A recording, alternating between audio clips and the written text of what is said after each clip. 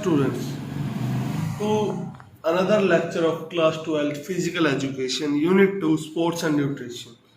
So tomorrow is your test and जो आपका test है उसमें आएगा क्या क्या, उसमें आएगा बच्चों आपका जो अब चल रहा है क्या कंपाउंड्स फूड के, और जो आज के लेक्चर में कराया जाएगा। कल का लेक्चर और आज का लेक्चर क्या है, किस बेस पर होगा आपके कल के टेस्ट के लिए, ठीक है जी। सो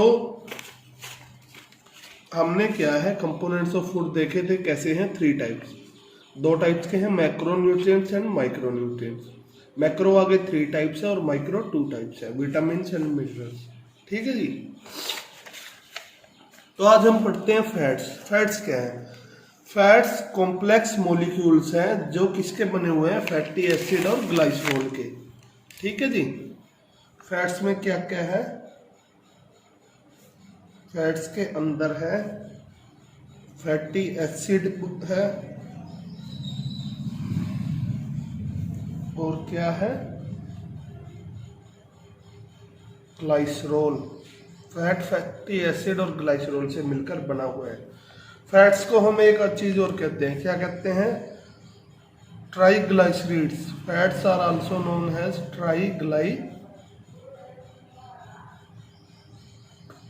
ठीक है जी, triglycerides. Fats are also known as triglycerides.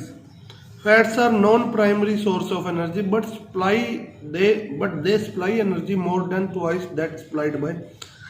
हमें फैट से क्या है, एनर्जी मिलती नहीं है, not a primary source. Primary source नहीं है एनर्जी का, पर ये जितनी एनर्जी सप्लाई कर देते हैं ना, उतनी एनर्जी ना तो प्रोटीन्स पे सप्लाई होती है और ना ही कार्बोहाइड्रेट्स पे, ठीक है जी। ये खुद है एनर्जी का इतना बढ़िया सोर्स नहीं है, पर एनर्जी के सप्लायर बहुत अच्छे हैं ये, ठीक है जी। 1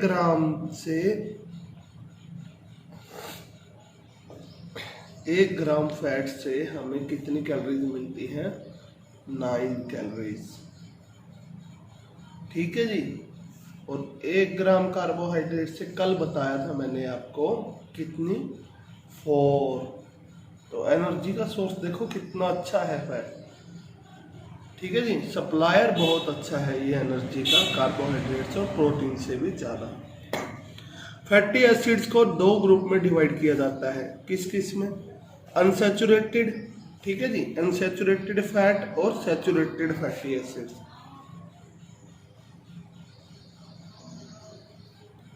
फैटी एसिड को 2 ग्रुप में डिवाइड किया गया है, एक तो अनसैचुरेटेड फैटी एसिड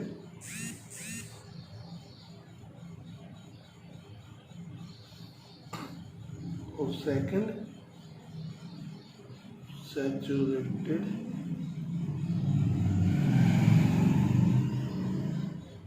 फैटी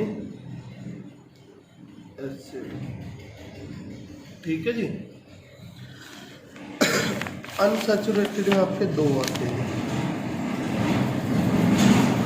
एक आएगा मोफा और एक आएगा ऊपर, ठीक है जी। अब ये होते क्या हैं ये देखते हैं। अनसैचुरेटेड फैट्स और फैटी एसिड, ये वो फैट है या एसिड है जिसके अंदर क्या है, डबल बॉन्ड है, ठीक है, जिसके अंदर डबल बॉन्ड। मान लीजिए कोई फैट के अंदर कोई कार्बन के 2 मॉलिक्यूल है, तो इन दोनों मॉलिक्यूल्स के बीच में क्या है, डबल बॉन्ड है। 2 फैटी एसिड्स जिनके अंदर क्या प्रेजेंट है, double bond.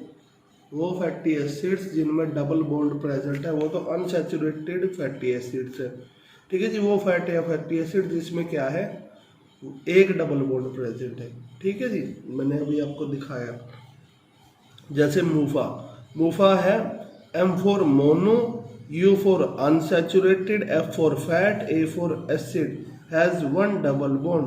Mono unsaturated fatty acid में 1 डबल बॉन्ड होता है। इसके सोर्सेज क्या है, मूफा के सोर्सेज हैं बच्चों, मूफा के सोर्सेज हैं, देखो यही दिखा देता हूँ आपको, ऑलिव ऑयल और ग्राउंडनट ऑयल, ठीक है जी, ऑलिव ऑयल और ग्राउंडनट ऑयल। पूफा क्या होगा? पूफा P for poly, U for unsaturated, F for fatty, A for acid. Poly unsaturated fatty acid के अंदर क्या है? एक से ज़्यादा डबल बॉन्ड होते हैं। ठीक है जी। मूफा में तो क्या होगा? मूफा में तो एक डबल बॉन्ड होगा। ठीक है जी। लेकिन पूफा में, पॉली अनसैचुरेटेड फैटी एसिड्स में एक से ज़्यादा डबल बॉन्ड हो सकते हैं। ठीक है जी, एक से ज़्यादा डबल बॉन्ड हो सकते हैं। वही बात इन्होंने यहाँ पर कही।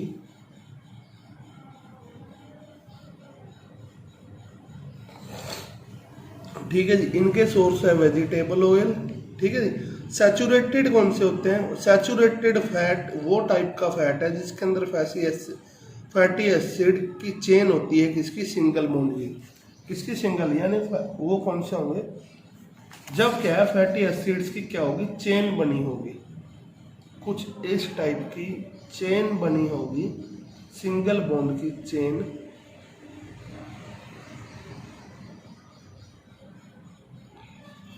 जब ऐसे सिंगल बॉन्ड की चेन बनी होगी, ये चेन सर्कुलर भी हो सकती है, स्ट्रेट भी हो सकती है।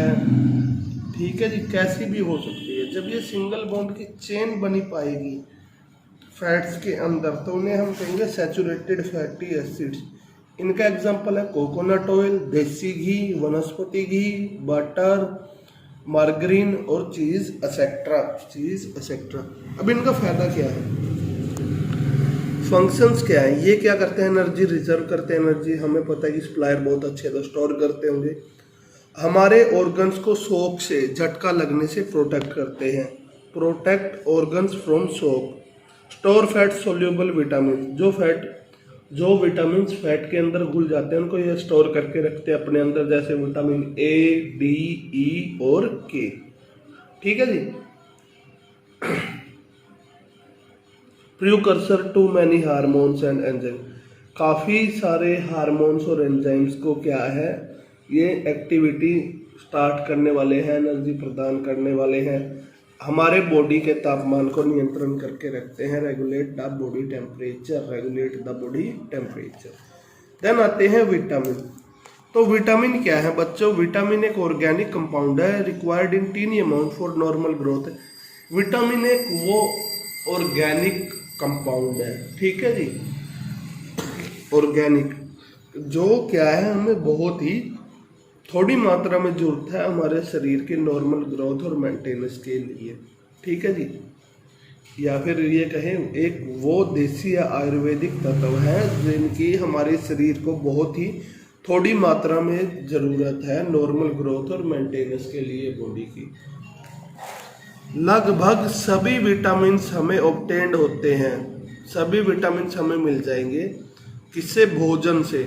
किसको छोड़ के? विटामिन डी और के को छोड़ के, जो क्या है मानव शरीर खुद बनाता है। ठीक है जी। There are 13 vitamins needed. हमारे शरीर को क्या है नॉर्मल और सही फंक्शनिंग करने के लिए, सही कार्य करने के लिए 13 विटामिन्स की ज़रूरत होती है।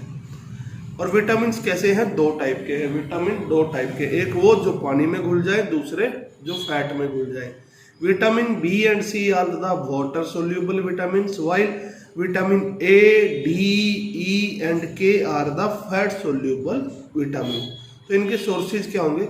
जितने भी आपके क्या है अनाज है, चाहे चावल हो, मक्का हो, बाजरा हो, ज्वार हो, कनक हो, कुछ भी हो, ठीक है जी, जितने भी आपके फल है और सब्जी है उन सभी से क्या मिलते हैं हमें? विटामिन।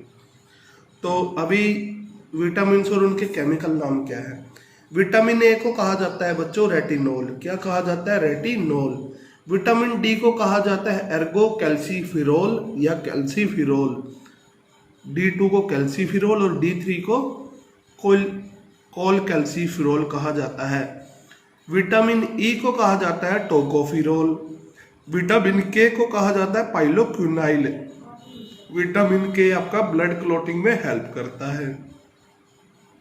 विटामिन B1 को कहा जाता है टाइमिनिन, B2 को राइबोफ्लेविन, B3 को नैक या निक्टोअनामाइड या निक्टोनिक, 5 को विटामिन B5 को पैंथोथेनिक एसिड, विटामिन B6 को पाइरिडोक्साइन, विटामिन B7 को बायोटीन, विटामिन B9 को फोलिक एसिड, विटामिन B12 को कोबालामिन और विटामिन C को एस्कॉर्बिक एसिड कहा जाता है।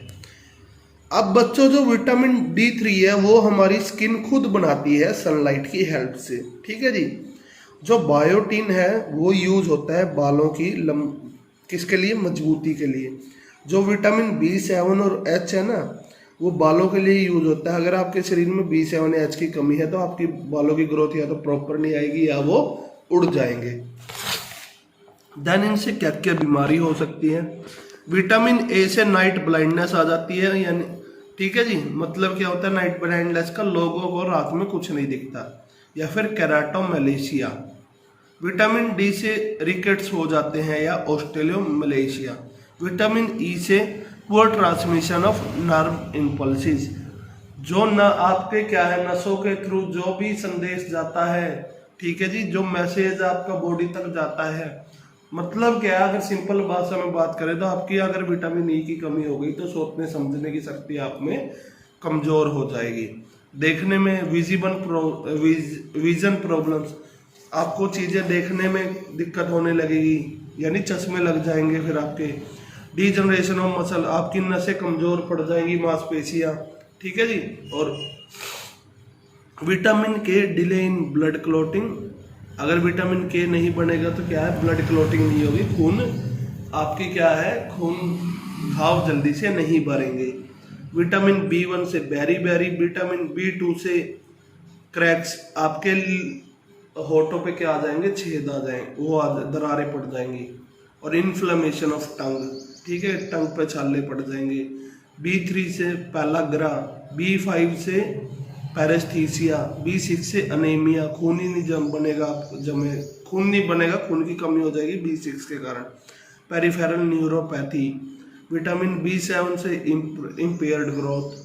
B9 से प्रेग्नेंट वुमेन में लीड टू बर्थ डिफेक्ट्स, कि अगर B9 की कमी है तो जो प्रेग्नेंट वुमेन है वो क्या है, आसानी से बर्थ नहीं दे पाएगी। B12 अगर कमी हो जाए तो पैरालिसिस हो जाता है, पर्नीशियस एनीमिया या न्यूरोलॉजिकल प्रॉब्लम्स हो जाती है। C से स्कर्वी, विटामिन C से स्कर्वी। देन आते हैं मिनरल। मिनरल क्या है, बहुत ही ज़्यादा जरूरी है मानव शरीर को, किसके लिए, ग्रोथ, ठीक है जी, और विकास के लिए, डेवलपमेंट के लिए। मिनरल्स दो टाइप के हैं, मैक्रो एंड माइक्रो, ठीक है जी। मैक्रो मिनरल्स वो हैं कौन कौन से, calcium, phosphorus, magnesium, sodium, potassium, chloride and sulphur are macro minerals. While trace या micro minerals are iron, manganese, copper, iodine, zinc, cobalt, fluoride and selenium are micro minerals. Macro minerals में calcium, calcium क्या है, chemical amount है, जिसका element है जिसका symbol है Ca और एटॉमिक नंबर है 20। जो 99% कैल्शियम है वो हमारी हड्डियों में पाया जाता है और 1% सॉफ्ट टिश्यू में। इसका फंक्शन क्या है, हड्डियों का और दांतों का निर्माण करना। कोगुलेशन ऑफ ब्लड, ठीक है जी, खून को क्या करना, जमाना। Contraction of muscle and heart, ठीक है जी। कॉन्ट्रैक्शन क्या होता है, सिकड़ना और खुलना, मसल्स के सिकड़ने। अब ये मसल्स है मेरे हाथ की, मैंने मुट्ठी बंद करी तो ये सिकुड़ गई, और ये करी तो ये एक्सपेंड होगी। और ऐसे ही हार्ट में जब ब्लड अंदर आता है तो वो क्या करता है, फूल जाता है, और जब हार्ट से ब्लड बाहर जाता है तो वो क्या करता है, सिकुड़ जाता है। तो ये कौन करता है, कैल्शियम की अगर हमारे शरीर में कमी हो जाएगी तो जो हमारे मसल्स की और हार्ट की खुलने और बंद होने की क्या है, सिकुड़ने की और फूलने की जो क्षमता है वो खराब हो जाएगी। इसके लिए भी कैल्शियम की जरूरत है। जो भी कार्डियक, जो भी दिल के अंदर हमारे एक्शन, जो भी क्रियाएं हो रही है, उन सब के लिए किसकी जरूरत है, कैल्शियम की। सोर्स क्या है कैल्शियम के, दूध, दूध से बनी चीजें, बादाम, गाजर, ब्रोकली, ठीक है जी, काजू, पपीता और कैनेड फिश। इससे क्या हो सकता है, अगर कैल्शियम की कमी आ गई तो ग्रोथ नहीं होगी आपकी, ऑस्टियोपोरोसिस हो जाएगी या फिर आपको रिकेट्स हो जाएगी। फॉस्फोरस भी क्या है, बहुत ज़्यादा हेल्पफुल है, किसमें, ग्रोथ में, किसकी, बोन्स की ग्रोथ में, टीथ की और हेयर्स की।